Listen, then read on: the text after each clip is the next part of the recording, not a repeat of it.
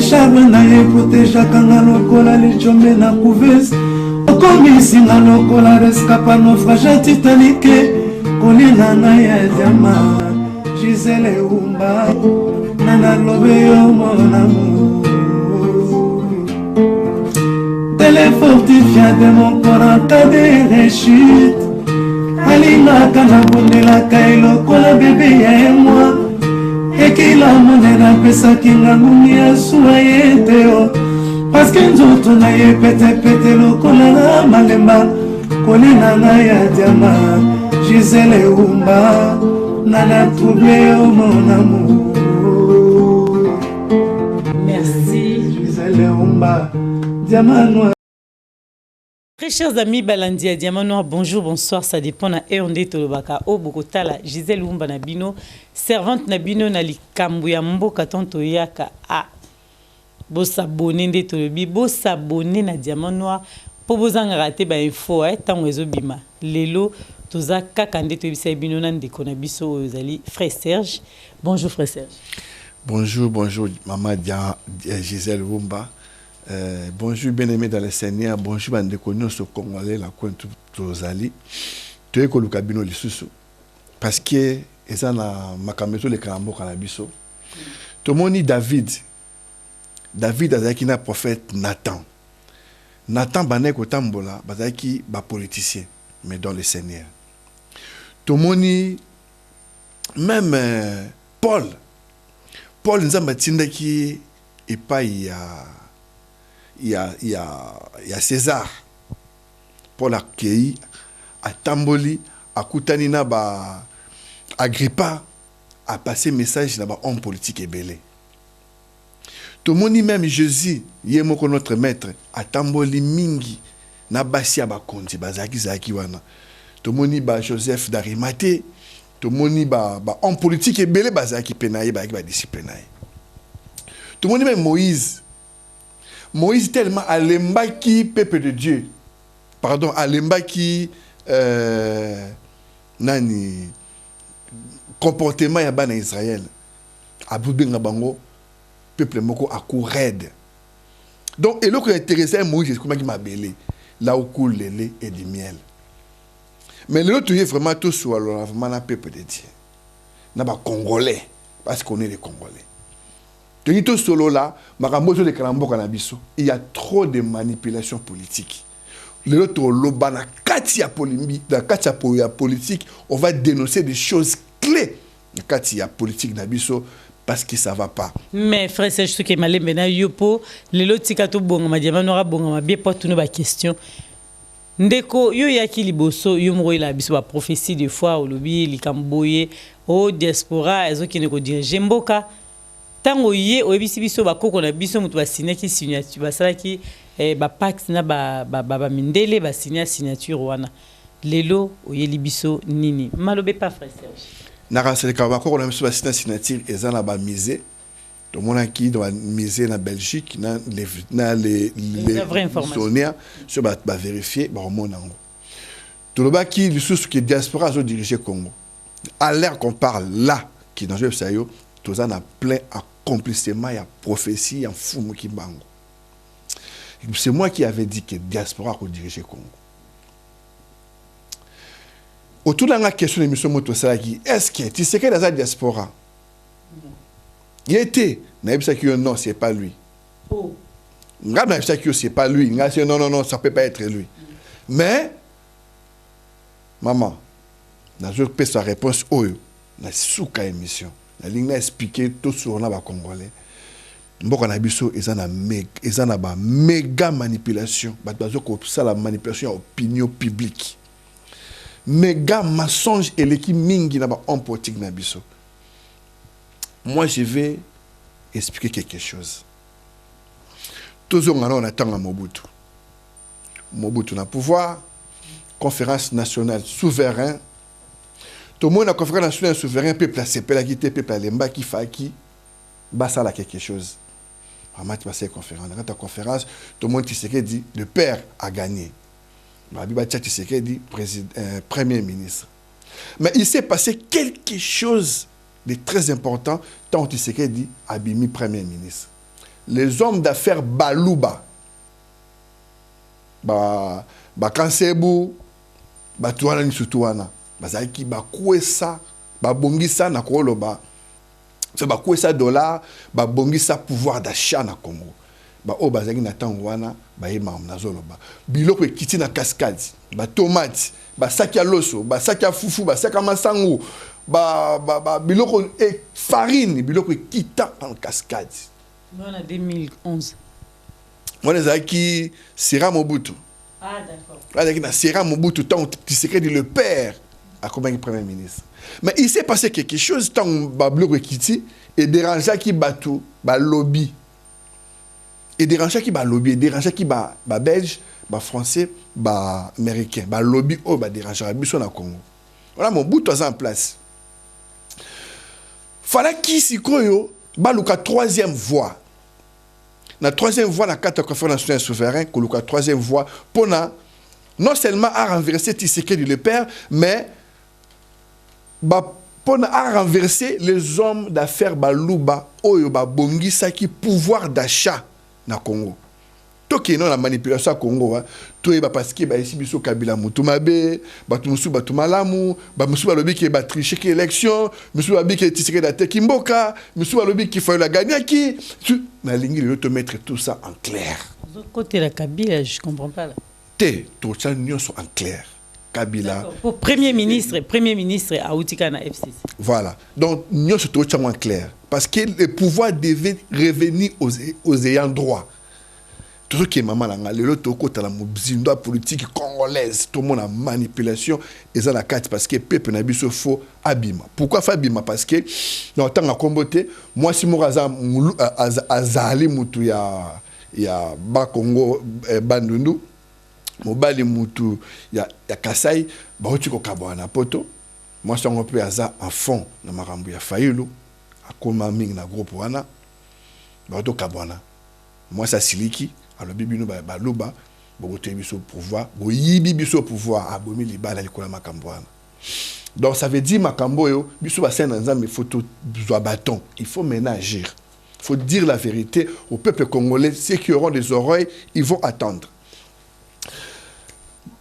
Il faut attaquer les hommes d'affaires oba kwesa ki les hommes d'affaires baluba oba kwesa dollar tango ya tana tango wana parce que qui na contrôle il y a occidentaux c'est pas la quitter le troisième voie promettre à diriger Bomengo il y a occidentaux il y a intérêt belge intérêt français intérêt américain à travers Mwatubane ko diriger biloko wana ezaki setiale au Mobutu apesa ki bango ba nationalité bazaki bazairwate c'est à plus on a changé on a ba combo setiale Kengo Adondo, mais c'est ça Olona Bemba. Bon ba neko diriger ba intérêt ya ba belge. Tu es sur la mboka le faut mututo la muka fongwa mata parce que toraki mutu moko na tango ya époque coloniale alobaki on ne réveille pas les chats qui dorment. Donc moi na ya lion soka yebi te soka zanani akomisha. Il y a un moment qui l'opposent la lobaki na batuna bango que non, on ne réveille pas les chats qui dorment. Aujourd'hui, les chats vont être réveillés. Toujours la moussa chat façon à Lyon. T'as qu'à l'homme troisième voie. La conférence nationale souveraine. Troisième voie, Ezaki Nani, Mosengo Passinia. Mosengo Passinia avait pour rôle de faire quoi? De renverser, non seulement de renverser Tshisekedi, mais de renverser les hommes d'affaires Baluba, Oyo, Kwesaki dollar. Bapesi M. Bosengo Passinia a dirigé Bomengo intérêt yaba belge ba français na ba américain ba collaborer na M. Soros a dévisé qui la mukambongo pour passer la campagne présidentielle dans ça bon mon clair toujours kende maman ngai limisana na loba moi trop émission Monsieur Mosengo a eu pouvoir, a eu Eloko Balaka qui il a renversé le peuple et Tshisekedi. Il a tourné le dos au peuple et Tshisekedi.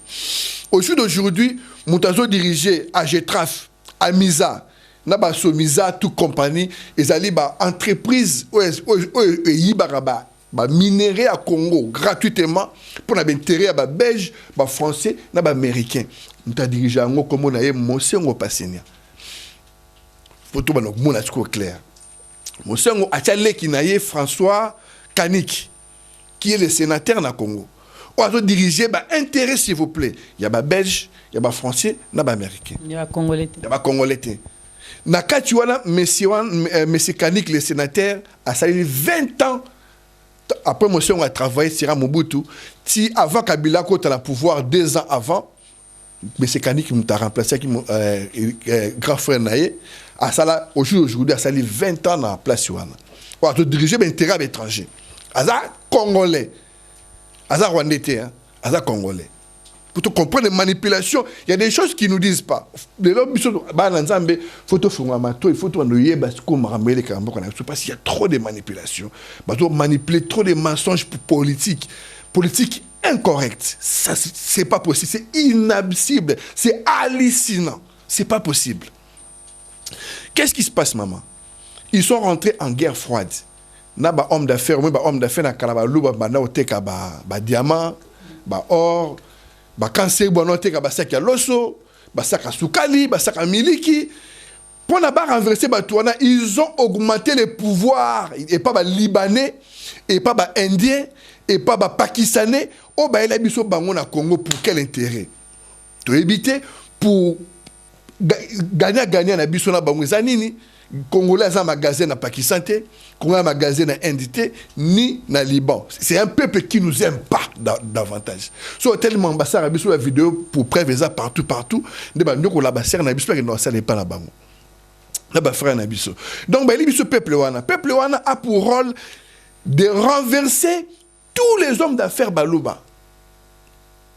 Oh bah ça congolais, on travaille pour les terrains congolais. N'attend on a Kabila Zakité. Tant qu'on a Kabila quitté, c'est nos propres frères qui travaillent pour les Occidentaux. Propre frère Nabiso, Monsengo, un multimilliardaire. Azokozwa, ma minéré na Congo, ba minéré, les autres traversés, na ba entreprise yuana auto benyango, Agetraf, Amisa, ils ont dirigé sous ba micro-entreprise pour l'intérêt à ba Occidentaux. Personne n'en parle. Moutoumota le Babylone Kowana. Bon, bah, ben, la troisième voie dans la conférence nationale souveraine pour renverser Tshisekedi et le peuple. Et aller combattre, travailler l'intérêt, il y a des Congolais. Personne n'en parle aujourd'hui. Car, toujours, qui est notre Tshisekedi à Tekimboka. Qu'est-ce qui se passe? Au jour d'aujourd'hui, Batouana passe un multimilliardaire. Tout le monde est Hillary Clinton. À travers Soros. Soros qui est intermédiaire entre tout. Alors, tout le monde au Congo, Soros, un américain qui habite en Afrique du Sud, ou un financier qui la Mouka, qui travaille avec Monsengo. Donc, ça veut dire, Monsengo, tu vas penser qu'il la Mouka Mbongo, ou il va salir la campagne électorale. Tous les sénateurs, tous les hommes politiques dans le Congo, boye bien. Il y a évité à vérifier à monde qui est le bizarre vrai. Donc ça veut dire ceux qui m'ont dit ça qui la Mukambongo na Soros. Ceux qui bango mi balé na Soros wana akimi Amérique pourquoi? Parce que campagne il y a les États-Unis. Trump na Madame Hillary. Madame Hillary, il a récupéré combien pendant un bout de temps 2 milliards de dollars à jouer au Congo. Mais Trump a fait un émission. Mais comment cette dame a eu 2 milliards au Congo? À jouer à travers notre frère Monsengo. C'est eux qui dirigent leurs entreprises. Non seulement en dirigeant une entreprise pour l'intérêt à l'étranger, pas pour les Congolais. Basala ni toilette dans le Congo, ni batonga nzira dans le Congo. Bah, on peut se faire une leçon. Muto mabe, muto malam. Bah, récit quoi, qu'on faire haïr Kabila, démon. Ils ont réussi leur coup. Mais nous avons vérifié aussi, on a vu des choses autrement. Non, mais Barry, c'était frère Serge Jozo Kenina. Bande ko bobi ndenge za na diamant noir na se na ba commentaire to na ba question retour na frère Serge bona numéro na ye et puis numéro na ngwani za na C et puis a repesa ngo lisusu pona retour na mituna mais ngana zolando bien Leonabi do ba question to komaki to retour na ngote po makam frère Serge Asobeza eza makasimi yolobi bango bazotia ki Kabila mutu mabe mais soko tali ba fausse commune pendant 18 ans zaki na pouvoir to moni nde Congo comme poubelle ya niveau ya suka to moni ba fausse commune ezobima bazo bomba bande ko na biso na ba beni na ba yumbi bazo bomba bande ko partout na Congo to moni éducation eza zéro mais tant yo lobi bazo kosela bazo tia makamno so côté mais yo nanga toza congolais tozo mona mambezo leka na Congo donc ba kosela te maman to côté la mutute to zappé pour mutute. On se pose des bonnes questions. Pardon, excusez-moi. Qui a déjà vu Kabila jouer arme à Kebo Mamoutou? Mais qui était le président? Parce qu'il est président. Banane Batiaki Kabila président à la place. Donc, si on a dit mort, il y a Mouzé Kabila. Mtaboma est là et banate. Je peux te dire Mtaboma mais moi tout le temps à combo. Exact. Mais tout expliquer, tu dois comprendre que le groupe n'est pas Mouzé Kabila. Kabila, on l'a imposé, joyeux. Tchaye boum, comme président. Toi, Kabila comme président. Au moment où tous les moboutistes sont à la Congo. Donc ça veut dire qu'il y a un coup, il y a mort à Kabila. Il y a un musée. Tous les moboutistes, Kengo doit commis deuxième personnalité à Congo. Il travaille avec Kikengo. Il travaille avec Mosengo. Avec Soros. Avec Batouana Nyonso. Oh, diriger les lots. Intérêt à l'étranger. Oh, c'est qui est diriger. Oh, Bemba Saolo na baneko diriger. Oh, Mobutu a ça qui va diriger intérêt étranger. Va diriger les Mosengo. Toujours on a Kabila. Toujours sous Mamoki. Tout le monde a mort na biso. Tout le monde vraiment na mis sur Fongwama. Ndé Kabila Kotia comme président. Tout le monde a moni très facile. Mais derrière Kabila, il y a des moboutistes qui se sont convertis à Kabila. Bagefa na Sénat bangonyos. Quand on a biso na télévision na Belgique, je ne suis pas congolais. J'ai été parti à Kinshasa pour aider mon ami Mobutu. Et ça la télévision, c'est na YouTube même. Mais comment se trouve cet homme s'est retrouvé dans le Congo? Deuxième personnalité dans le Congo. Na Tchaki. Non. Parce que les bateaux à diriger bien les occidentaux, on a des des autres continents en boca. Tout continent ici na sukaki. Dans le bilan muka, bateau ça qui est mbongo, il y a campagne, ils ont mis Soros, na ba Mosengo. Donc tout le monde résultat, il y a élection bimi et résultat ils allaient contester et pas nani na Seniko et pas Mosengo. Est-ce que monsieur on a habilité à contester les résultats sur qui est financier de la Mouka? Ça c'est un. Parce que les peuples congolais font la vérité les lots. Tout n'a pas na maman, tout na bango le la télévision. Le télévision bango. Oui, il faut tout cela là. Tout ça sont à l'issue. Tu verras que dans 5 heures du matin, tant on a publié, au moment que français premier ministre des Affaires étrangères en France, allez, quand à 5 h du matin, pas contester à l'élection, il y a gagné. Puis, on a aussi les gens dans 3 h, il y a contesté, on a 5 h. Belge, Bimisi, diplôme, Bimisi, les Américains, qu'on torturé, Congolais, tout gagné. Pour un nini, parce que, mon qui s'est dit à 8 places, comme on aurait bimi, où est-ce qu'il y a un programme de Bangote? Programme de Bangote, c'est qui nini? Opposant, il faut toujours sa pouvoir et aux ayants droit. Quand je parle d'ayants droit, ça veut dire quoi? Au moment qu'il y a encore, il y a Kanchachi. D'accord, Kanchachi, il y a Abimaka, Saka Sami Badibanga. Voilà. D'accord, Kanchachi, Babisaki Sami Badibanga. Moulouba. D'accord, il y a Saint-Sylvestre, Babimisi, Tchibala, Moulouba. Pourquoi? Parce que les pouvoirs devaient revenir aux ayants droit. Ils cherchaient à remettre les pouvoirs aux ayants droit. Mais ça ne marchait pas.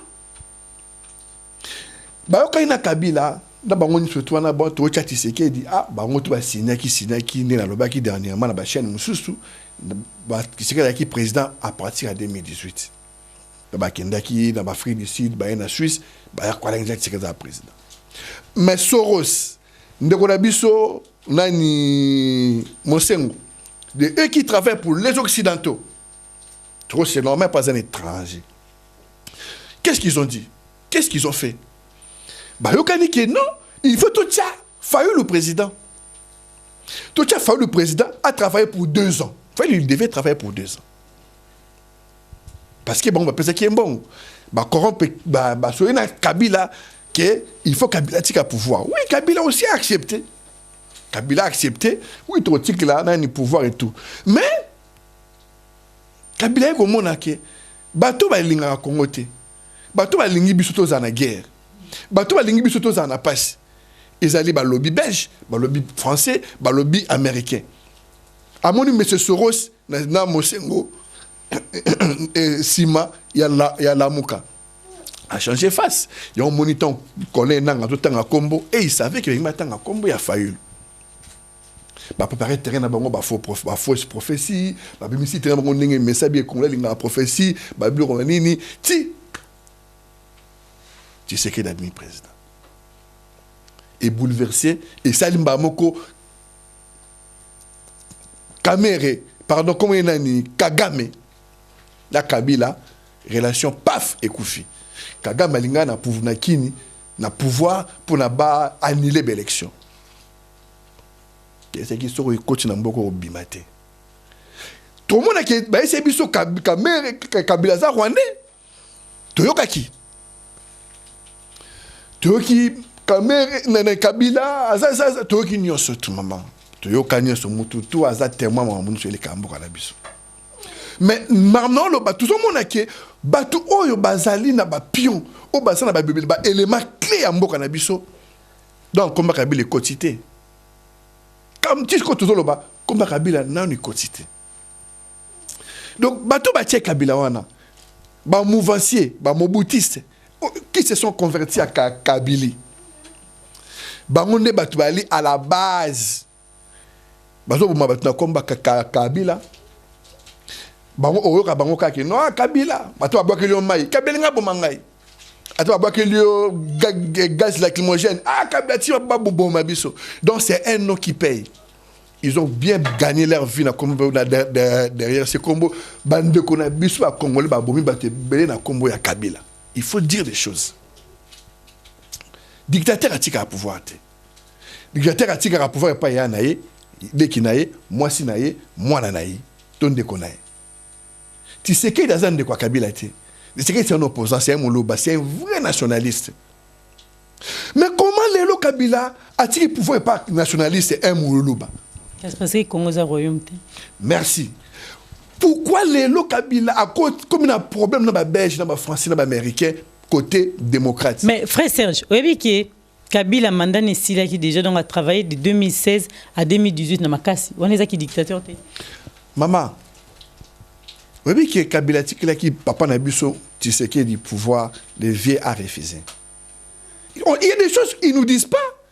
Le père a refusé. Tant que mon père a prêté serment. Avant de prêter serment, Kabila n'a pas souhaité. Kabila a abandonné le pouvoir. Oui, mais nous Kabila a le pouvoir. C'est le Mende. Mende, mon a Mende, Moutaïa, en Europe, à Solo là, Tambola, Solo là. Bon, bazon ça n'a pouvoir. Faut zalawana. Mais pourquoi bazon ça Kabila n'a pouvoir? Pourquoi Kabila il avait refusé le pouvoir? Pourquoi le père, tu sais qu'il dit, le père, il avait refusé le pouvoir? Parce que tu ne peux pas diriger le Congo avec les Congolais corrompus. On a des hommes politiques qui travaillent pour les étrangers. Mais ce sont les Congolais, Bazana Kabila. Mais tant que Kabila Zolobake a relongé Karana Bal Namutu, les lotos moni, Kabila a longé au Bisson Stozobake, Kabila a longé. Mais Batunaïe, majorité, a toujours battu FCC. Oh, ils ont toujours si mal Kabila qui est peuple congolais, Azotomboka, Yonanga Tozomona, Batos Azotomboka, qui est même premier ministre, Abimikara côté FCC. Batozo Silika, pourquoi? Parce que à Kei, mais un pied dedans, un pied dehors. Donc, ça a toujours si mal Félix pour Assanine à travailler, car ma caméra a toujours continué, non? Maman, Kabelo qui a l'on la balle, Albert Omnani. Là, on a une image au Kabelo, Albert qui avant l'on va faire un bêté. Barotier là, on a cette émission. Parce que moi, je suis congolais, maman Langai, on tous na misu, na mato il utilise à mingi na monoko. Mais mon tout na biso cerveau tu utilises à un peu, biso à congolais. Toi, le problème, il y a radio trottoir. Tomoni FCC, ça veut dire quoi? Front commun pour les Congolais. Ça veut dire pourquoi basali Ninoana? Au moins que mutumoko albenga ki batu ba médiocre. Pourquoi benga batu ba médiocre? Parce que bango bazwaka ba minerai à Congo gratuitement pour l'intérêt à l'étranger. Congo la tola lanzala. Congo la zoliate, Congo la souffri, ana maïté, ana couranté, ana loroté. Mais batu wana wana bazo sala biloko wana ce sont des Congolais, ils a kabilaté. Donc au moins on appelle les sous qui non ba elibiso ba nani ba étranger. Ba elibiso magasin, ba ci so magasin ba te la biso ba savon na ba pilipina ba mungo. Gagna na biso na étranger les années. C'est que na bango. Mais ndeko Serge yuzo ngana otiko loba na bi na France to otiko loba pela po bandeko pe ba Hollande bazoka kande ba mo nti ba loba kaka nitinga na France to moni Macron tango batin so bazoba ki Macron a BBC France biloko nyonso mati bakati ba kaf ba mama ba ne beba zolela batamisala ba gilet jaune yo nanga tozomona bazotomboka est-ce que bazotanga kombo ya ministre ke ministre ou bien batanga kombo Hidalgo mutasali be po ya za maire à Paris non bazotanga kombo ya nani balobi Macron à BBC France c'est que tango yozo ba ki batwa ba congolais ba BBC mais nani azaki na tête mutazana na signature asuke nani ya Kabila merci mutazana signature asuke Kabila on le ba souhaiter na ticket liyo malo merci maman ya on a lobby le monsieur comme Aïba Pekolobate, le monsieur Aïba politique était tombé tchèque wana afanda qui directement na ba grand homme politique o ba sakani na kombo na ye ba boyim batu na kombo na ye ba sali ba saliti na kombo na ye tala makambo on to Mr Sikoyo ba dirigeant ba intérêt à ba belge ba américain na ba français ils a kabilate donc ça veut dire que sur toucher intérêt wana ba américain ba bunda ba ko bomayo le père a touché. Il a tout le monde qui résultat, bal na mutu. Donc, Moutazone, le dirigeant avant le musée le père, après musée le père, c'est toujours la même personne. Il est toujours là. Donc, les Camerounais, les Calambo, on a vu son maman, ils ont une manipulation politique qui ont s'arrêté. Nana lobby, baboto lié l'élection na ye, yem ta gagné qui fayolo. Mais Fayoulou, d'après ce qui est bon, on passe à la campagne, tout le monde a qui Bemba linga pouvoir, il s'est retiré. Katumbi a linga pouvoir, il s'est retiré. Tant que la campagne est si Katumbi va blanchir. Nous n'avons pas politique. Ils n'ont pas voulu que tout le monde a salité. Moi, Katumbi a qui ça posé, calme. Bemba a qui est mais au moment où que Nabatouana n'y soit pas na Kati. Katumbi, nationalité douteuse. Bemba, portugais, dans cette douteuse, Fayoulou, bien sûr, ce Fayoulou, c'est congolais, on a ndimi, mais dans la Kabapé, ça y est, on a vu ce Fayoulou, conférence de presse, qui est l'État, question-réponse. Nous collons dans le bagage congolais. Tu ne sais pas qui est l'État, je suis désolé. Oh, tu ne sais pas. C'est pas grave. Na ajiwana foye ba kikonga l'État. Maman, na ajiwana foye ba muloramboka. Là, je suis pas d'accord. C'est pas grave. Même Balandi baza d'accord. Ce n'est pas grave. Nga lo bingai. Mukolo wana nga na lo bakaye, ndeko na biso c'est bon. Le bela biso mbote na muloramboka na biso. Maman, dans le baki konga l'État, c'est pas grave. Tout ni question, nga na zotu na question diamanoa, ba réponse après c'est. Toi qui est malin. Toi qui est malin. Ah, toi yo kana tena likambo frère c'est jalobi, ba congolais et belé bazana bazolanda biso, ba yebi munokambo. Maman biso ba munokambo ka bienté. Combien de fois na tourné maman na bi maman yonde ni no ba rapena munokambo ka bienté boui. Maloba ngo bienté. Et là mon oyebi ça boy. C'est là moko. Bon, la mission étranger va se belé. On a besoin de répondre à la question. Dans répondre à l'explication. D'accord. L'étranger va se belé. Ce que je dis, Mboka. Et si quand on a fait la cola na bandundu, tout de suite caméra tout na bateau na cola na bango. comment il s'est comporté dans la gêne et tout compagnie. Ça c'est un faux débat frère Serge. Non, tout le mambambo kapena parce que wana maman toke na biso malembe pour la ça qui non du Cambouya nationalité na Congo ça faux débat. Kabila Rwandais faux débat. Comment les Kabila tant wazalaki na pas le lingala fait nani to mona Félix alobara to mona ba meeting pas ça ba oloba mamna lingala to mona fa le miko nyonso azoba makamba azoba na lingala même Moïse Katumbi to mona azoba lingala mais Kabila to mona place ni to mona lobiata boni bino boza bien bana mboka mobutu bandoloba botika ba mama so ba na tapis rouge mais mboka maloba na langue na biso non mona été ba kaloba lingala azamo shina aloba lingala boya aloba lingala teningen baloba lingala neta maman Oliva congolaise bango maman tango Kabila o mona Kabila wana est-ce que bien Kabila ali fruit pur pur ya papa ngwanda o mona ke papa na biso ngwanda alongwa déjà na pays tango Mobutu azanano yesa longwe qu'est-ce qui s'était passé le vieux azaki numéro 1 du service secret. Il collaborait déjà avec Mouzé Laurent Kabila na Maki. Il collaborait déjà avec Kagame. Kagame, fruit pur, il y a Papa Ngwanda. Il collaborait déjà avec Museveni, fruit pur, il y a Papa Ngwanda. Il préparait les futurs présidents, Fagi Papa n'a chose à la présidente à Congo. On a une question au bout de tout na Odombo Sotoyambi. Maman, comment on a Kabila wana pour na Mouzé Kabila bazo contact na Kagame tangazaki na Zamba bango bagi na Maki vient na biso mtasai masolo. Donc eza bilo musu batu ba dribla vie ba cha Kabila de la cha Kabila faki via za wana ba dribla ye. Ozomona politiquement ba dribla ye. Voilà. Donc c'est quelqu'un qui sera formé une nation na service secret. Boza vraiment na service secret Kuba. Ça a bien assis. Nous on n'a pas parlé de son gwa on a défouetté. Ayebi qui est Kabila, ayebi c'est Kabila. Ayebi qu'est-ce qui se passe dans Mboka. Mais politiquement faut mutomta lo bala ndenge bref to kangi page wana. Mais to kanga te to tuna no mbangu. Eloko nini yo lelo oza Congolais nanga. Osali combien de temps okenda Congo te? Moi temps. Hein. Biso to wuti na kini kala mingi te. To moni souffrance aux na Congo tant aux autres baki makamunyo soit quoi c'est le président de la République o yazaki président parce que na siko azai susté mais to lobi yo nanga frère Serge biso to moni souffrance aux zakuna est-ce que et loko nini otoko tuno lelo tant aux autres baki ma benyo sezaki bazoko se ma benyo surtout bateli kona ye et loko nini ata moko oyo moni oyo Kabila lelo na 18 ans sali atiki na mboka na Congo tant to bato ba na mboka yo nanga to ba congolais donc ma eloko nini omona ta moko ya munene Kabila asali na mboka na lobike lelo même transport en commun pamba ezate maman déjà pour nous diriger mboka ce qui commerce économie en mboka eza maboko ya ba congolais au ba travailler pour na étranger il y a un souci un grand souci.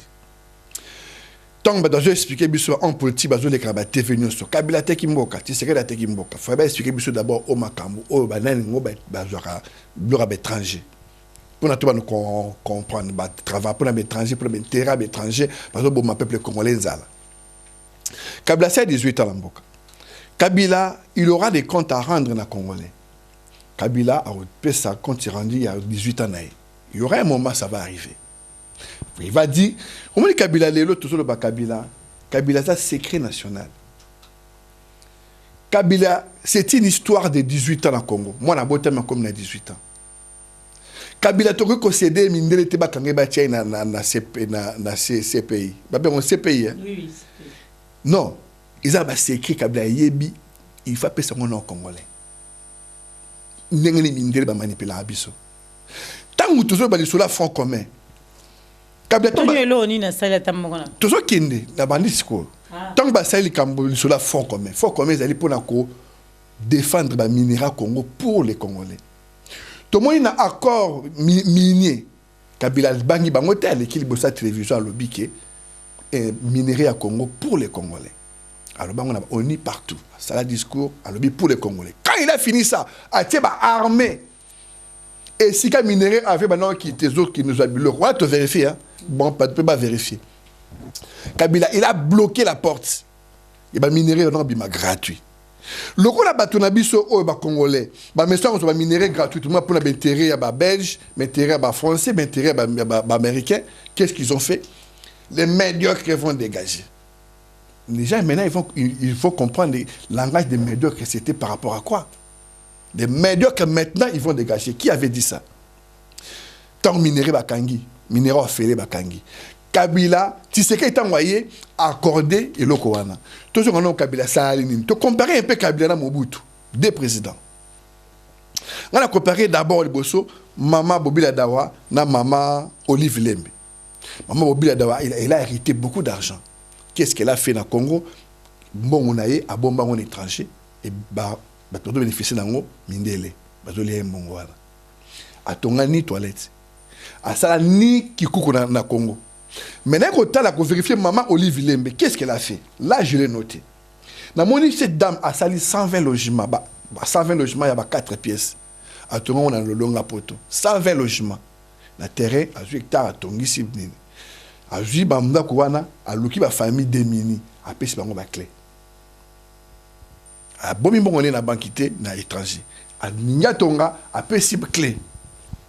120 logements, Nambongo nani. Nambongo nani. Bobila Dambongo, Bombo nani. Il y a Congolais, mais il y a préféré à Pessi, Congolais.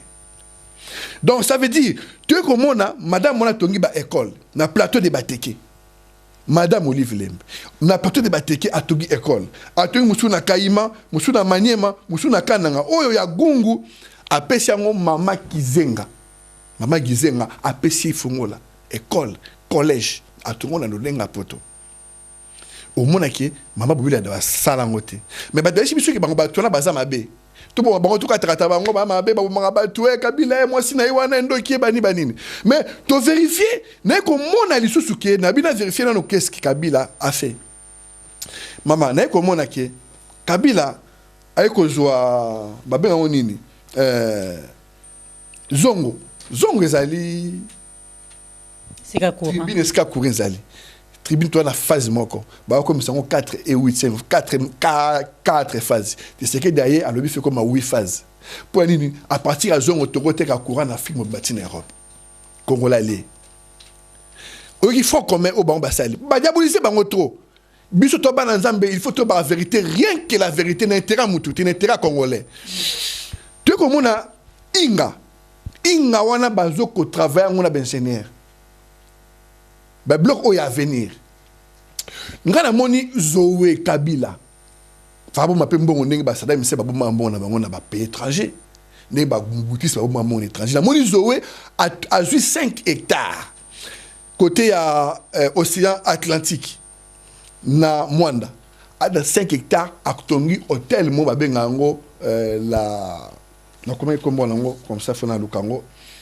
à Tongi hôtel moko la Bevio ils ont 5 hectares na réserve naturelle dans l'océan Atlantique hôtel wana to bénéficier ba touristes hôtel il y a tout le monde a ndenge ya poto mais pour le bon mbongo na bango na Europe te sur ba ba to ma bekaka ma benyo sa Congo beto mukili ba tira bango na nzoto. Non mais côté wana ndeko Serge Toyo kana tema kasi nga diamant noir parce que biso na to abana Congo tozomona ndenge ezoleka tango ya tongi hôtel wana tongi pour ba Congolais ba kindaka gratuit hôtel wana atongi ba impôt ezokota na mbongo ezokota na caisse à l'état pour esunga ba balabala na Kinshasa pour atiki na no Congo za na no poubelle directement à Kyotonga mais ozotanga 2-3 personnes otangi batongi mais Congolais le vrai Congolais moi na Congo o azolela o azozangelo ko lia et loko ni misala pona mbongo na pourquoi pas kosa misala na boyi hôtel eza mabete na lobiti eza mabe mais misala na Congo otia bana Congo ba yaka bando travailler tango mama Olive azopesa batu na pesi mbongo boyi na pesi mama boyi na pesi boyi est-ce que mbongo wana na poche na pourquoi pas bana Congo bazo misala tant pas pesi bango pour voter pesi bango gratuitement sans intérêt derrière c'est que la Bible nous demande.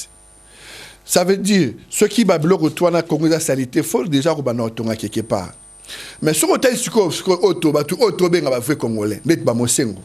Nale kinae sénateur François Kanik. Ba travail ban la sira Mobutu. Tilelo. Ba c'est ba multimilliardaire. Ba toni même pas wese. Ba intérêt étranger au bango bazo diriger. taxe impôt bafuta yango epai nani bongo eloko wana o Brigitte Macron sera sali na otika nanga na okata suma le bateme ya suka nabi Brigitte Macron sera sali eloko wana oyo lobia obi que ça crime na France pour to lobia mambambo comme surtout be na France eloko asali wana za crime pour retourner mbongo wana yo ozyango wa biozaka moi ça président ça simple donc on va na ndako mbongo wana soto zui na musani. Oui, ça c'est tous les gens qui ont la démocratie, qui ont un niveau à penser, qui ont un français. Bon, bah comment aussi qu'à coller kabiso. Donc, la mort kabiso, il y a non. Pensez à nina makambo na oloba. Pensez à pour nous créer des anités. Faut qu'on révèle les chats qui dort. Tant qu'on a un homme politique, il faut l'ingayer pour un programme politique où il y a qu'on présenter. Qu'on l'ingaye pour yébisser kaza congolais. Vérifier pendant ce moment qui congolais n'est pas à douter. Donc, objectif est ali biso ba congolais lelo président na Congo ozaki zai Kabila bengi sur ba sur sa dictateur atika pouvoir te to moni lelo dictateur atiki pouvoir o akufa na pouvoir akufi na pouvoir atiki nae ba tie mutaza pouvoir za Tshisekedi Chilombo c'est ayant droit, le pouvoir est rentré aux ayants droit. Congo to mona Congo wana ebanda quelque part. Donc le empire Lunda, empire Songe, Batuana Bazara Batu. Lunda c'était une personne, Luba c'était une personne, qui bana ya Batu. Mutaboti bangwa pesi mwana ngai comme na maman Gisèle. Donc dès yo Lunda, OK, itango koli ba pesi au territoire, OK au sali empire. Na moi sinayo bozobota mi balé mi satu mi balé mi ne bokome belende bat bakoma empire Lunda.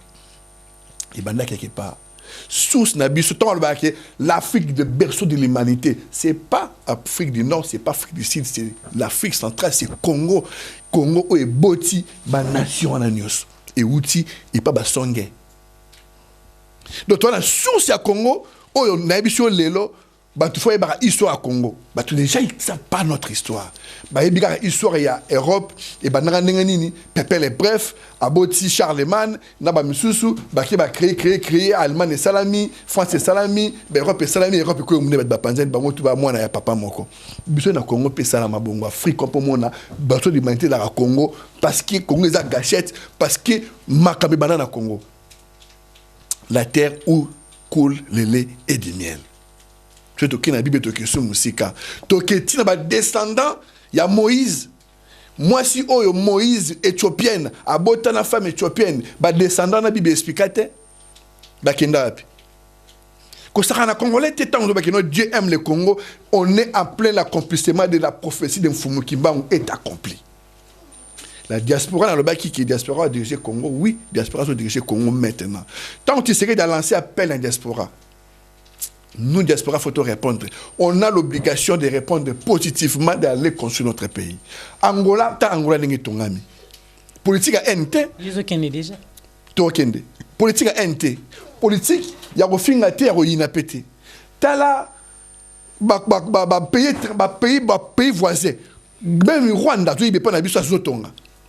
Biso faut tonga mbona biso. Congo ça muta lolendo. Congo ça muta propre. Mais pays à Congo, ils ont reflété congolais. Nous vous biso tolingi ba politique wana ya NT. Politique wana ya kosa batute. Ba ko biso Kabila Mutumabe ba monsieur ngoni batumalamu. Mais soit vérifier, c'est le contraire. Donc ça veut dire que tolingi diaspora il faut qu'il se pose de bonnes questions. Il faut que diaspora abima na ba de gagnants surtout oyo ya na moi suka émission pour na lelo po na yo esila na ngote pour na lelo to tia moi pose numéro de téléphone parce que na vi ki ba question ba tourner le ke belé faut appeler ba ndeko bo fingate nde to zala to tuna faible nde ba fingara parce que ba yebi soir en mboka na bangote ba yebi pe donc il faut qu'on se pose de bonnes questions, faut tout ça là de vrais débats de l'autre dénoncer de mettre à nu les hommes politiques. Quand ils viennent nous dire que non, tu serais la tête Mboka, tu qu'on a ni. Moi, je vous dis que le pouvoir est rentré aux ayants droit. Tant que non, Banabilaka Baroya ko zonga pour diriger Mboka. Est-ce que tu es numéro de téléphone? Pardon, maman. Est-ce que ça Banabilaka nyoso? bana nyonso tout bibangi bana bakoya non faut ça na mutu moko mutakoya pas diriger donc mutu moko on a sur le professeur Mbango ngeko kisami donc numéro de téléphone ezali 06 42 35 81 39 ou azali bande yali 0033 6 42 35 81 39 tout ça débat tout mutu sur toi lingi objectif ezali photo tongamboka Kabila c'est pas notre ennemi Kabila au jour d'aujourd'hui azali frère je vais devoir massacrer ouais non congolais va cossier trop n'a pas vérité congolais va cossier trop Kabila wana ba moi ba kufi ba fausse commune n'a pas sûr que non kala mingité ba kombe bima kala mingité batu wana ba responsable ba osala bon ils vont rendre compte bon mon a makambe batama na mboka na biso eza makambo susumuna lo ba ezate pour égoporter biso préjudice donc mot de la fin papa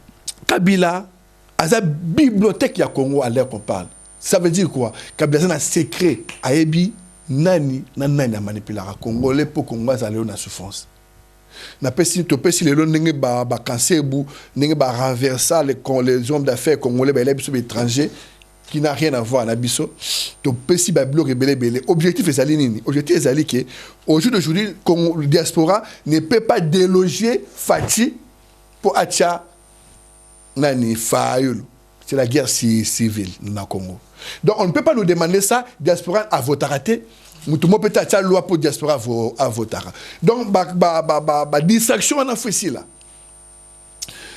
Congolais na posa ya pardon national tout ça na unité bisonyoso Congolais na posa ya réconciliation nationale tout tonga mboka na biso tout monde na Congo ya propre Congo ya misala tant Kabila kangi ba minéré au jour d'aujourd'hui Nissan zo keneko tia entreprise na ye na kati ya Congo pour Congolais ya kosala pour mesala ko zofele tant que kangami obligation sur le ngozwa faut ya tia entreprise na Congo Congolais sala a bénéficier na mani na ye Google azwa tia Facebook toute compagnie batuwana nesko biso étant ba ingénieur autour de la diaspora yangona tant tu sais la seule appel to répondre à l'appel wana étant diaspora toujours kende na gisasa to kende ko recycler bande ko na biso o baso ba diplôme kala baza maela kala basa ba formation te il travaille toujours maela joie il y a 10 ans il y a 15 ans to recycler ba na nouvelle technologie étant informaticien, étant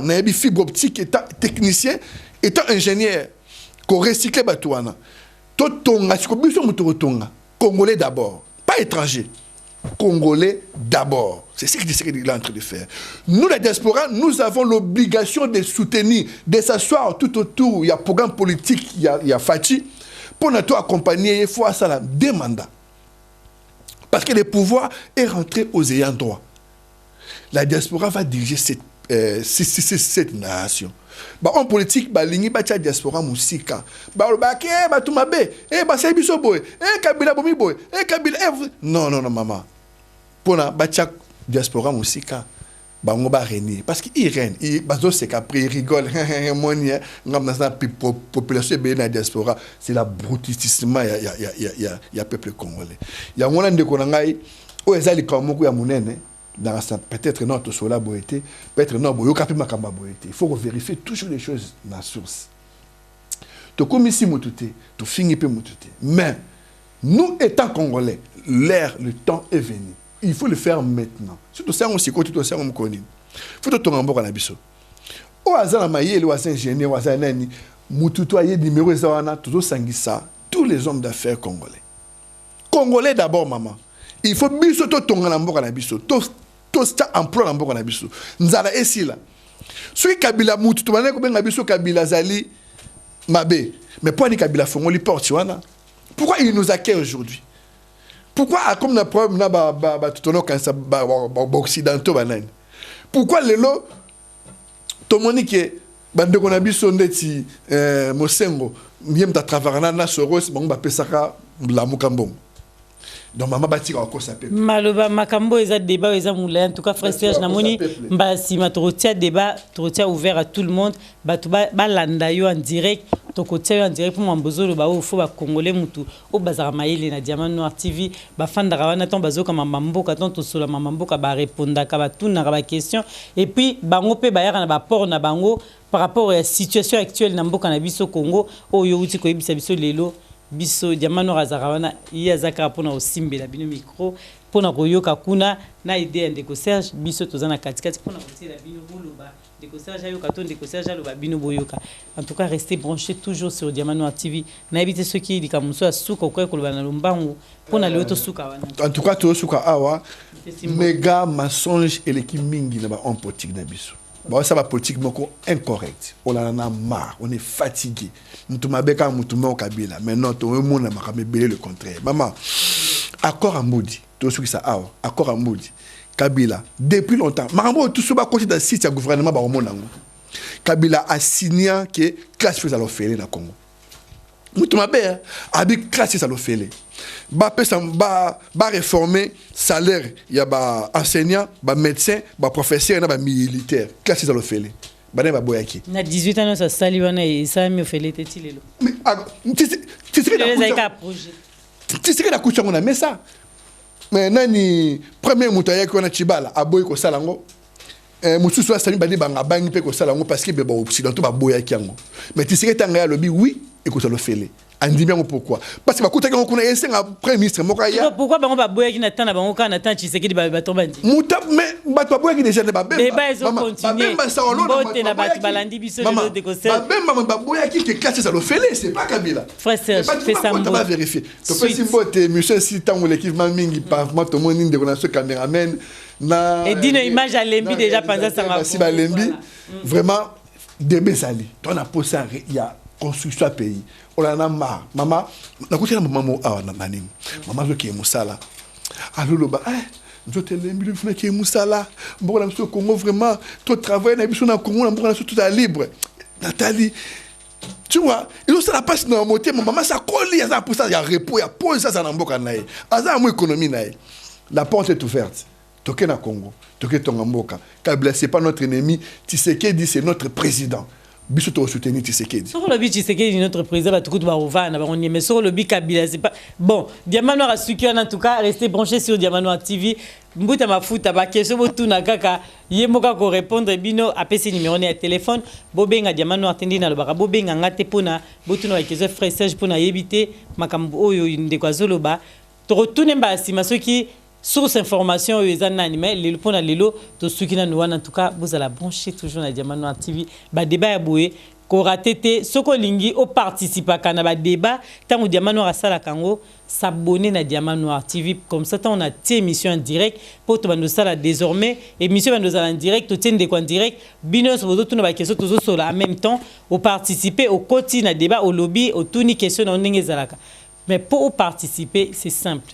S'abonner à Diamant Noir ou activer cloche tant émission et bandi ou yebimba mo que émission bandi aux moyens au kota po na bando pesa nini avant que trop ça la émission en direct jour non mais au balandanga déjà na Facebook ba yebi na Facebook na Diamant Noir TV so lingo zo frère Serge trotia pe turoyo na kuna déjà ba abonné ba yebi ndenge le karado yo pe même si naza mina ote mais ceux qui au faible ceux qui voilà ceux qui ont s'abonné ceux qui ont s'abonné na Facebook nanga pour naza déjà na 5000 amis naza na des Facebook mais ba mi déjà ba tondi mais ceux qui ont s'abonné au moment que tant on a bandi émission en direct au quotidien directement to banjo sola masola mboka na ndeko Serge en tout cas to tiai ba faible ba finga krak restez branchés donc kimeza na bino nzamba za na bino maele za ofungama na kanisa les chats ils se sont réveillés bye voilà Diamant, Gisèle Umba, Gisèle Umba, Colina Naya Diamant,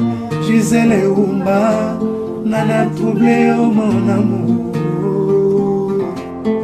Merci. Gisèle Umba, Diamant.